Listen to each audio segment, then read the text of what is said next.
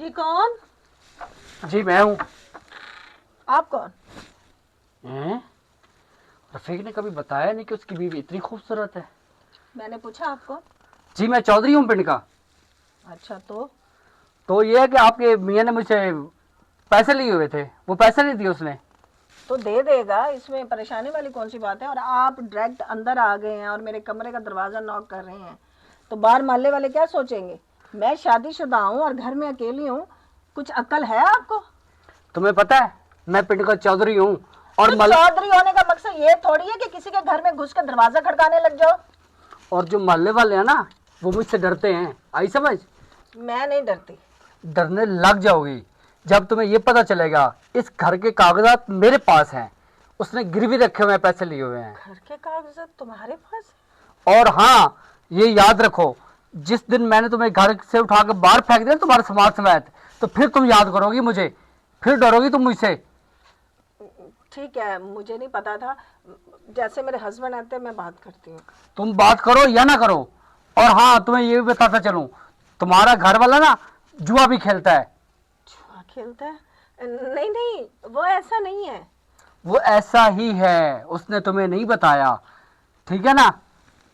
जी ठीक है, आप जाए, मैं बात करूँगी। अभी तो मैं जा रहा हूँ, फिर से आऊंगा, फिर ना कहना मुझे बताया नहीं था।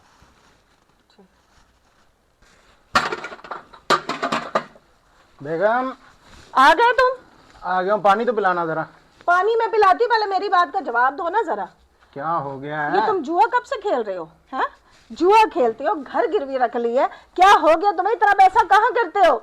मुझे कभी नहीं बताया तुमने। तुम्हें किसने बताया मैं जुआ खेलता हूँ? जिनसे जो है ना पैसे लिए ना वो बता के गया मुझे। चौधरी साहब आए थे? हाँ जी। मैं पूछ रही हूँ, मुझे जवाब दो, इतना पैसा कहाँ करते हो?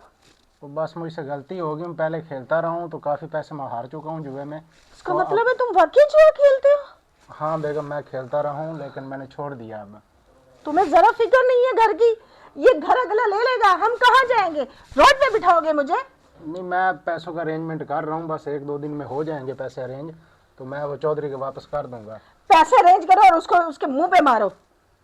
ठीक है बेगम, मैं करता हूँ अरेंज। मैं आज भी गया हुआ था पैसों के मामले में लेकिन मुझे मिले नहीं है, कल का टाइम मिला है। मुझे नहीं पता, पैसों का अरेंज करो। उठो, ये बार बार आ जाते हैं मुंह उठा के घर में। ये फिर आ गया। ये लो, ये आई से मेरी बीवी तुम्हारी बीवी हुई। क्या मतलब है तुम्हारा?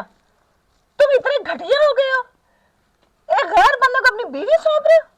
देखो तुम परेशान ना हो, मैं तुम्हें इससे ज्यादा खुश रखूंगा और दुनिया के ऐश और आराम दूंगा आपको। मुझे कुछ नहीं चाहिए, मैंने नहीं जाना तुम्हारे साथ।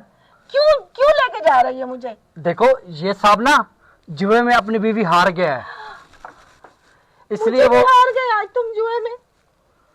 हाँ तो चलो मेरे साथ।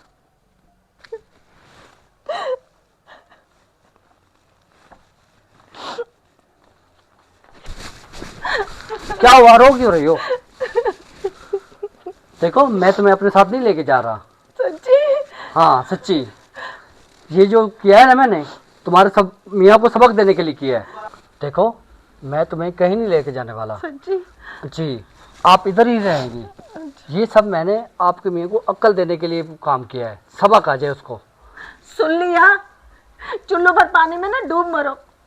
एक भले इंसान ने देखो क्या किया, सब कुछ बुला दिया और तुमने अपनी इज्जत का हाथ उसके हाथ में दे दिया कि जो ले जाओ मेरी बीवी को। बेगम मुझे माफ़ कर दो, मैं ये आइसना छोड़ दूंगा, और चौधरी साहब आप भी माफ़ कर दें। बेगम मुझे ना अपनी गलती का एहसास हो गया, मुझे ना आप माफ़ कर दें, मैं आइंदा ऐसी हरकत नहीं करूंगा अब दोबारा। और चौधरी साहब आपकी भी मेहरबानी है जो आपने मेरा इस बात का ख्याल किया है। बहुत शुक्रिया जॉर्ज साहब, आप बहुत भले इंसान हो। तुमसे तो मैं कभी बात नहीं करूंगी अब।